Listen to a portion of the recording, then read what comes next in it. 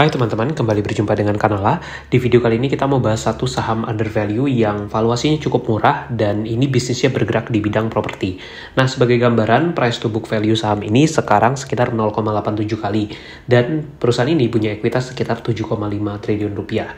Nah, apa sahamnya? Ini akan kita bahas, dan buat kamu yang mau belajar saham langsung bersama Kanala, kita juga menyediakan program private mentoring saham. Kamu bisa belajar langsung saham bersama Kanala dan cek detailnya di deskripsi video ini ya. Saham yang kita bahas di video kali ini adalah saham Demas atau Pura Delta Lestari.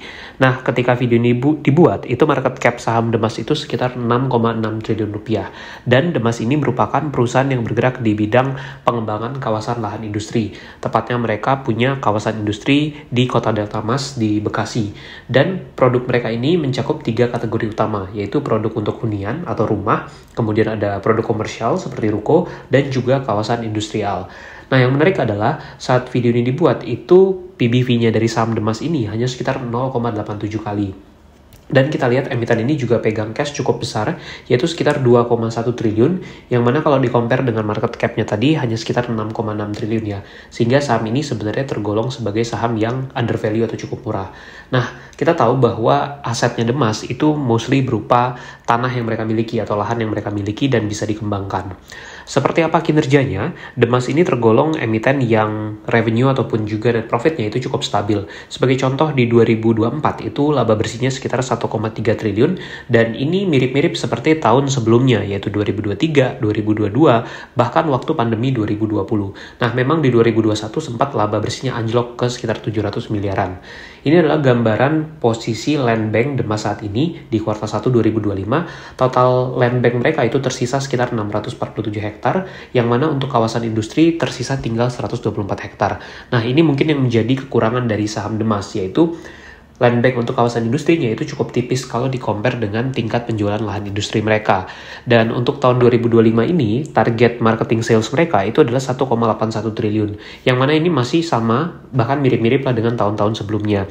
Dan kalau kita lihat track record Demas sebelumnya, mereka selalu bisa mengejar marketing sales tersebut dan kita bisa perkirakan berapa net income Demas di tahun ini ataupun di tahun depan.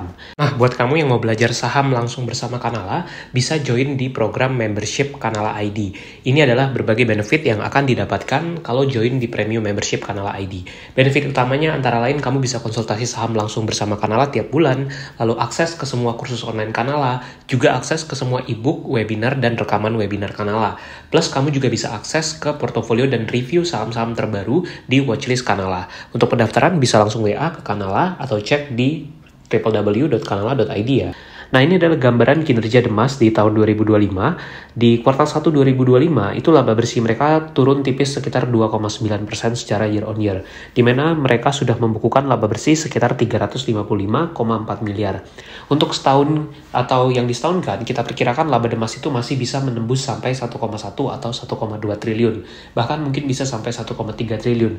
Mirip ataupun stabil seperti tahun-tahun sebelumnya. Nah, jika di-compare dengan market cap 6,65 triliun tadi, itu price earning ratio forward dari Demas itu sekitar 5,5 sampai 6 kali. Menurut kita ini valuasi yang sebenarnya cukup murah ya, terutama kalau misalkan kita lihat rasio fundamental lain seperti return on equity ataupun return on asset dari saham Demas ini. Yang mana ROE mereka itu bahkan bisa mencapai 19%. Ini mereka jauh sekali dibandingkan saham-saham sejenis ataupun saham di industri properti ataupun industri kawasan lahan industri tadi. Jadi cukup menarik sebenarnya secara kinerja dan rasio fundamental Demas. Nah, bagaimana dengan potensi dari saham Demas ini? Kalau kita lihat, daya tariknya satu adalah di sisi valuasi, serta potensi dividen dan mungkin target jangka panjangnya.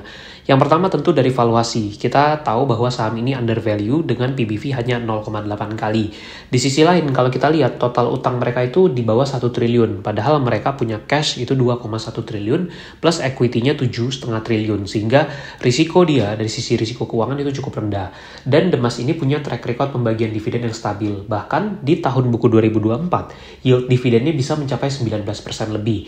Nah, tentu cukup umum bahwa Demas ini bisa lebih dari 10% dividen tahunannya gitu ya. Nah, jadi ini satu opportunity yang cukup menarik. Apalagi mereka biasanya membagi dividen interim di kuartal 4. Biasanya di bulan November atau Desember itu mereka berpotensi bagi dividen interim, sehingga mungkin sahamnya bisa diapresiasi.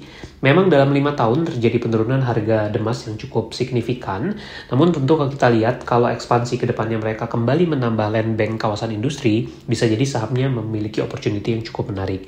Kita bahas lagi di video-video yang akan datang dan semoga bermanfaat. Jangan lupa untuk subscribe ya.